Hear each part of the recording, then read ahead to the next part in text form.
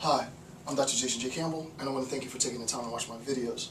This video, I'm going to begin section 8.5.1 on page 35 of the notes of Nietzsche's Will to Power, and it's going to discuss just a few notes, specific points that I want to address in this. So let's begin. Okay, so this is section. Oh, what am I doing? Sorry. This is Will to Power.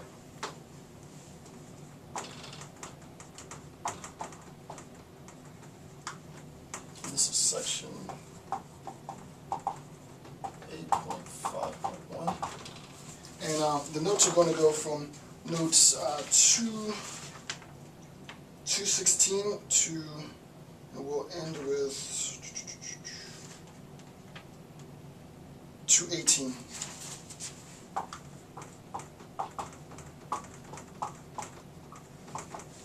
Okay, so 216 through 218, let me just make some changes on my notes here. Okay.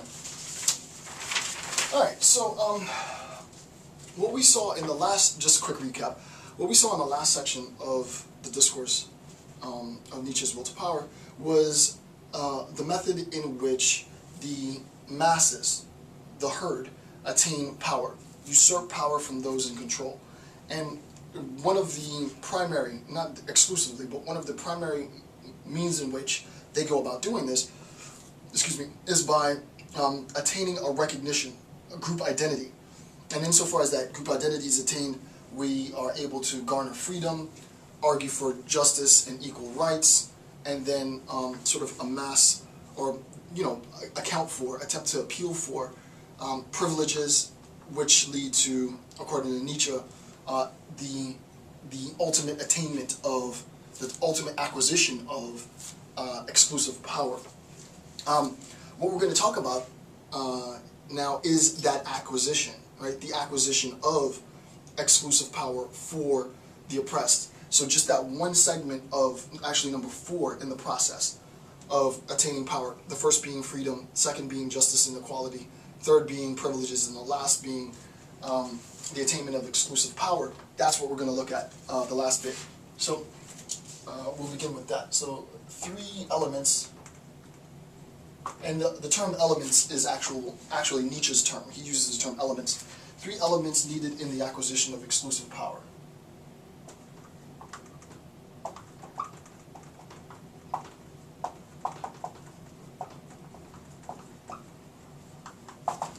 Elements needed for acquiring exclusive power.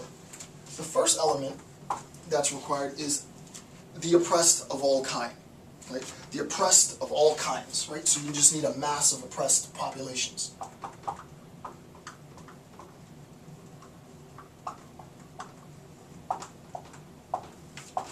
And that doesn't require any explanation. Okay?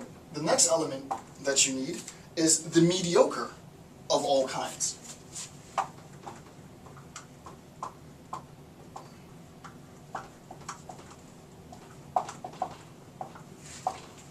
So you just need the oppressed of all kinds, coupled with the mediocre, the average, the banal of all kind. And then lastly, the discontented and the sick of all kind.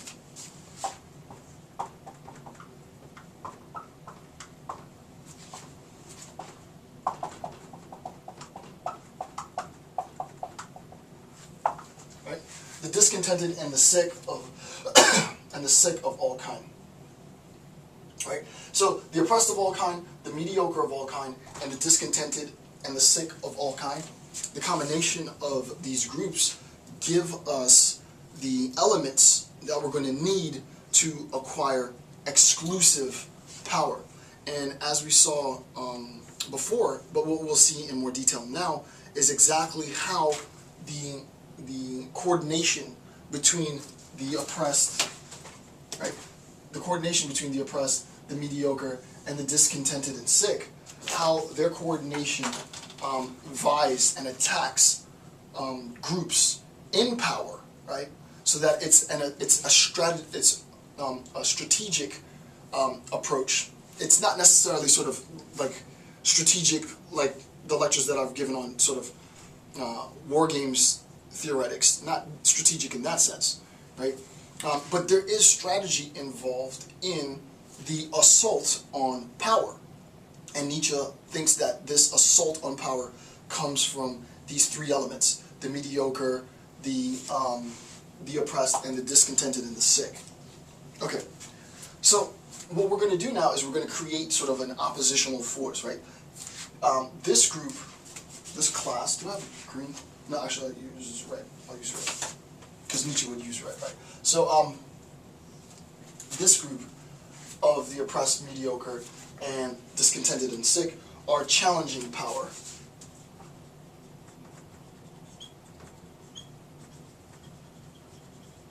Right? Are challenging power. And this next population is in power. So let's look at that. So I've titled the next group as Repositories of Power. This is not necessarily, I don't think Nietzsche uses that phrase, but it's sort of my articulation. So these are the challengers to power, and this is the repositories. So three repositories of power. Three repositories of power. Okay. So the first repository of power, well, first I want to make a note.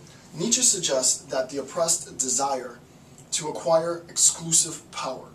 The following three repositories of power are necessary and collectively are sufficient. So individually they're necessary, as a collection they're sufficient condition for the attainment of exclusive power.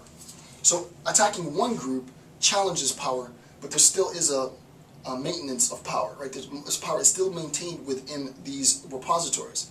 What happens is that there is a wholesale assault on these repositories of power by the three challenges that we spoke about, and that's how power is ultimately usurped. It's a bit, it might be a bit difficult, but I've created a visualization of this to try and make this clearer. We'll get to that in a second. Actually, on the next page. So the first part, the first repository is political nobility.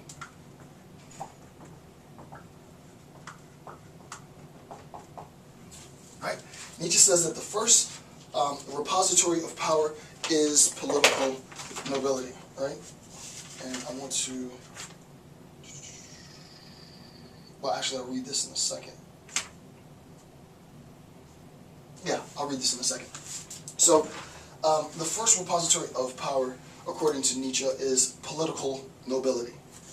The second repository is the exceptional and the privileged, right? The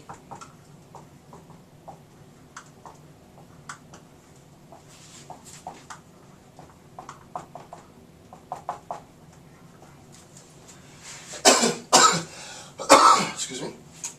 The first is political nobility. I need some coffee.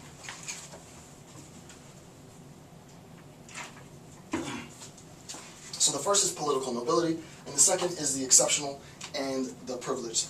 The last repository of power is the natural instinct of healthy and happy people, right? The natural, I think he says instinct, of the healthy and happy, right? Okay, and this is, Nietzsche would say that these are the three repositories, right? So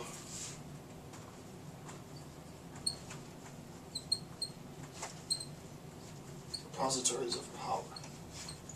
Okay, so Nietzsche would say there are three repositories of power. Those repositories are political nobility, the exceptional and the privileged, and the natural instinct of the healthy and happy.